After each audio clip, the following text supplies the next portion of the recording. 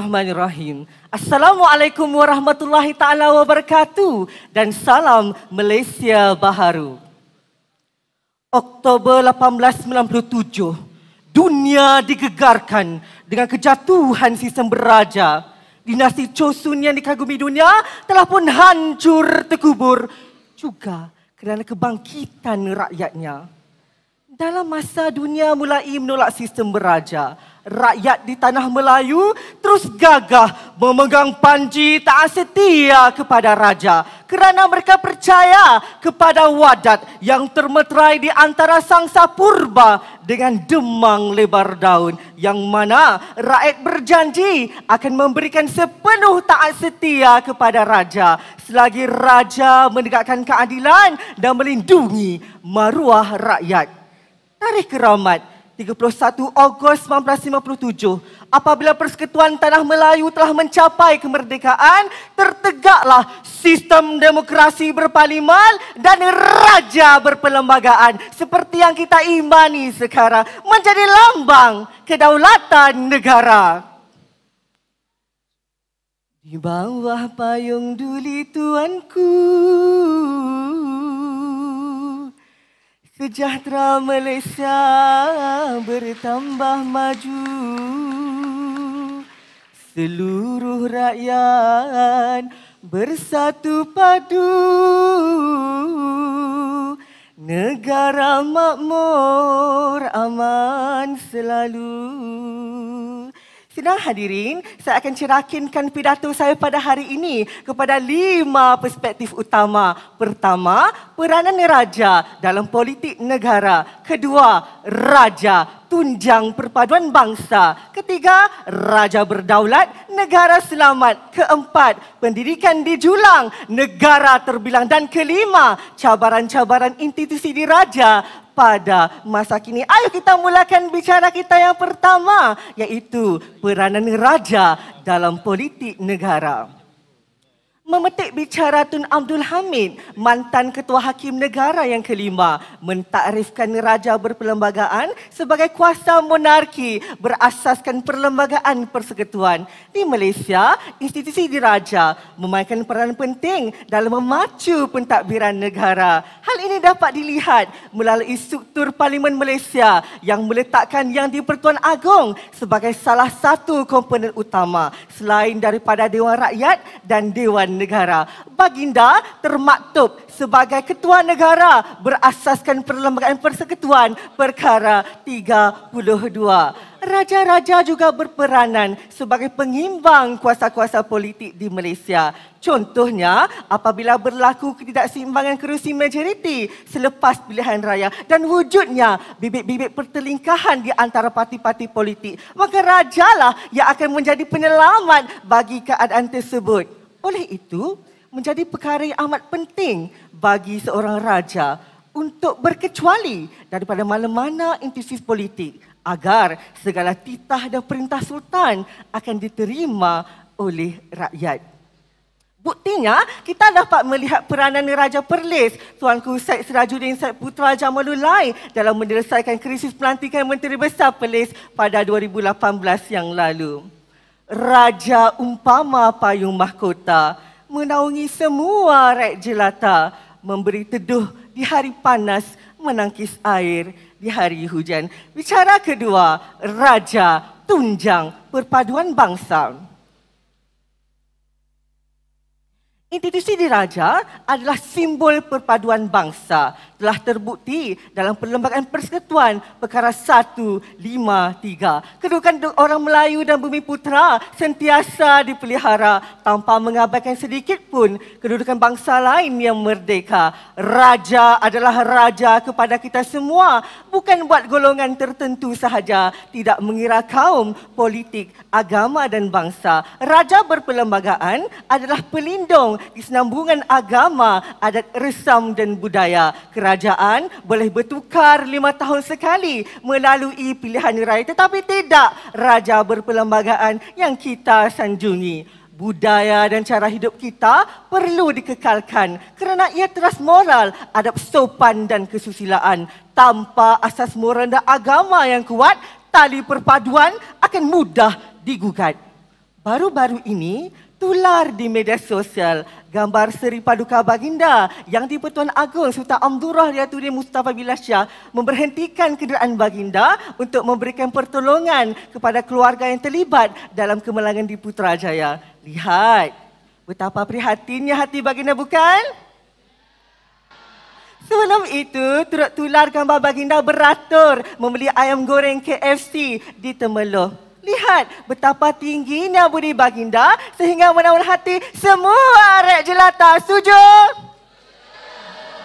Daulat tuanku. Kerajaan juga terus komited memperkasakan dasar-dasar kerajaan untuk mengukuhkan perpaduan rakyat.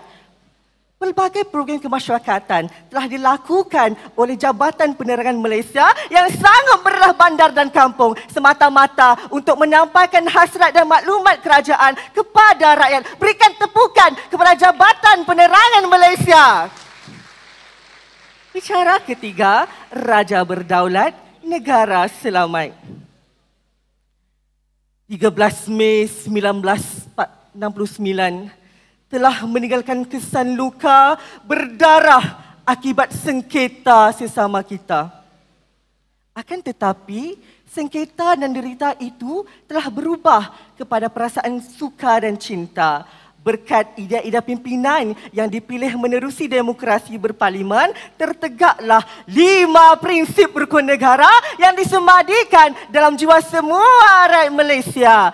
Kewibawaan Raja Berperlembagaan terbukti apabila Yang di-Pertuan Agong yang merupakan pemerintah tertinggi bagi Angkatan Bersenjata Persekutuan telah menjadi penyelamat bagi rakyat. Baginda telah meletakkan sepenuh kepercayaan kepada anggota keselamatan negara untuk melindungi negara dan rakyat daripada ancaman musuh.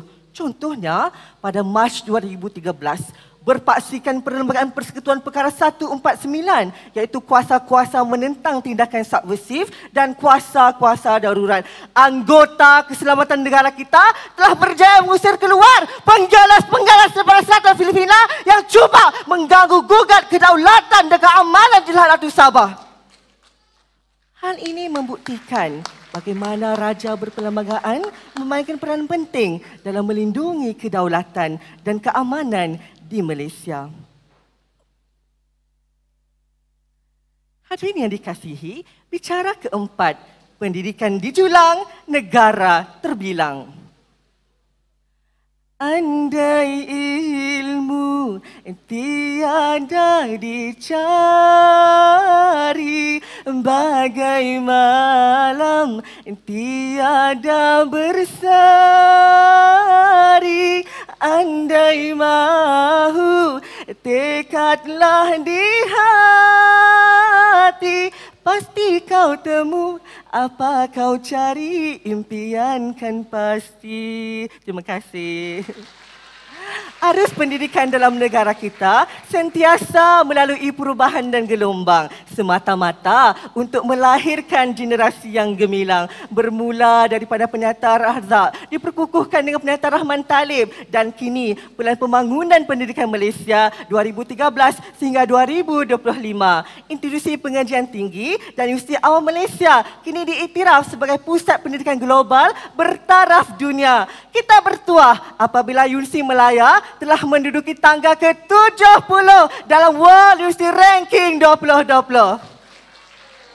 Malah melalui satu penyelidikan yang dilakukan oleh Stamps Higher Education World University Ranking telah membuktikan Universiti Pendidikan Negara iaitu Universiti Malaya, Universiti Sains Malaysia, Universiti Teknologi Malaysia, Universiti Kebangsaan Malaysia dan Universiti Putra Malaysia kini diiktiraf antara 500 universiti terbaik di dunia. Tepukan baik Malaysia tercinta.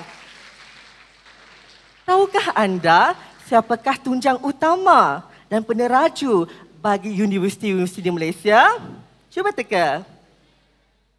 Jawapannya, raja-raja. Di Malaysia, raja lazimnya dilantik sebagai Chancellor yang disifatkan sebagai ketua perlembagaan universiti. Contohnya, Seri Paduka Baginda Yang di-Pertuan Agong Sultan Abdullah Riyatuddin Al-Mustafa Billah Shah merupakan Chancellor bagi Universiti Teknologi Mara dan Sultan Nazrin Muizzuddin Shah merupakan Chancellor bagi Universiti Malaya.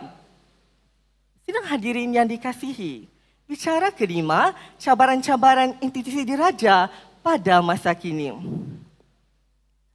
Dalam pisang tertandan, tidak semuanya elok. Ada juga yang buruk.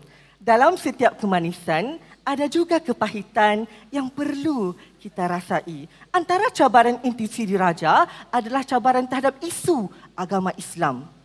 Isu LGBT semakin membara.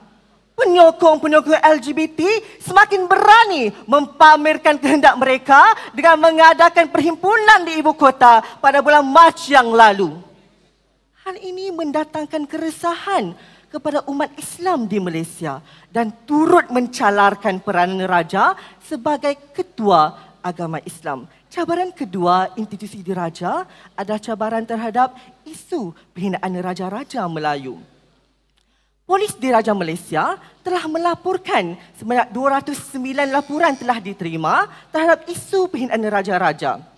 Pengguna-pengguna media sosial semakin berani menulis sesuka hati sehingga mencemarkan kemurnian institusi diraja. Akta Hasutan 1948, Kanun Kesesaan dan Akta Komunikasi dan Multimedia 1998 telah memperuntukkan hukuman penjara sebanyak 3 tahun ataupun denda maksimum sebanyak RM5,000 boleh dikenakan kepada mereka. Namun, sejauh manakah hukuman ini mampu memberikan kesedaran dan keinsafan buat mereka? Sedang hadirin yang dikasihi, sabda Nabi Muhammad SAW yang bermaksud, sesiapa yang taat kepada pemimpin, maka dia telah taat kepadaku. Dan sesiapa yang menderhakai pemimpin, maka dia telah menderhakai aku. Hadis riwayat Bukhari. Semalam adalah kenangan, hari ini adalah kenyataan dan esok adalah harapan. Sejarah telah membuktikan betapa perlunya perpaduan dalam mencipta kemakmuran dan kejayaan buat Malaysia tercinta. Sayangi Malaysiaku, Malaysia bersih. Buat anak-anak bangsa yang dikasihi, tanah merdeka ini bukanlah percuma. Harganya adalah pengorbanan, keringat dan darah datuk nenek moyang kita. Kita perlu mempertahankannya demi generasi yang akan datang. Hujan emas di negeri orang, hujan batu di negeri sendiri, lebih baik di diri sendiri. Maka yakin dan percayalah, Raja, institusi Raja, lambang kedaulatan negara. Sekian, terima kasih. Begitulah tadi pidato yang sungguh bersemangat daripada Saudara Rahman bin Mahmud. Seterusnya dijemput Puan Nur Azizah binti Haji Nur Rashid untuk mengajukan soalan kepada peserta yang terakhir kita pada hari ini. Okey, Assalamualaikum Rahman. Sangat segak hari ini, umpama pahlawan Melaka turun ke Bera. Ya? Okey, so saya tertarik dengan bicara yang keempat, ya, iaitu pendidikan di julang negara terbilang. Ya. Kalau kita tengok dari segi bicara yang kelima yang menyatakan bahawa isu-isu hangat tentang institusi diraja, so soalan saya pada pendapat saudara, sejauh manakah peranan universiti dalam memupuk mahasiswa dan juga mahasiswi agar cintakan institusi raja negara kita? Terima kasih. Bismillahirrahmanirrahim. Indahnya Malaysia kerana adanya raja yang berdaulat. Peranan institusi universiti dalam menyemai kesetiaan kepada raja dapat dilihat melalui silibus yang diberikan di dalam universiti tersebut. Selain itu, universiti juga telah pun menerapkan banyak persatuan dan juga pelibatan dengan NGO-NGO luar seperti Jabatan Penerangan Malaysia. Berikan tepukan kepada Jabatan Penerangan Malaysia. Jabatan Penerangan Malaysia sentiasa melakukan kolaborasi dengan universiti-universiti kebangsaan. Contohnya, baru-baru ini semasa di Pekan, Jabatan Penerangan Malaysia telah berkolaborasi dengan DRB Highcom University untuk mengadakan pertandingan pengisahan kenegaraan baru-baru ini. Selain itu juga, subjek sejarah merupakan subjek yang wajib kredit untuk pelajar-pelajar universiti. Betul ke semua? Sebelum saya mengakhiri perbincangan ini, saya ingin sampaikan sebuah pantun. Lela rentaka 7 peluru, tersegam indah di Indrapura. Kerana berdaulat Raja Melayu, gemilang Malaysia di puncak jaya. Terima kasih. Terima kasih diucapkan kepada semua pidato dan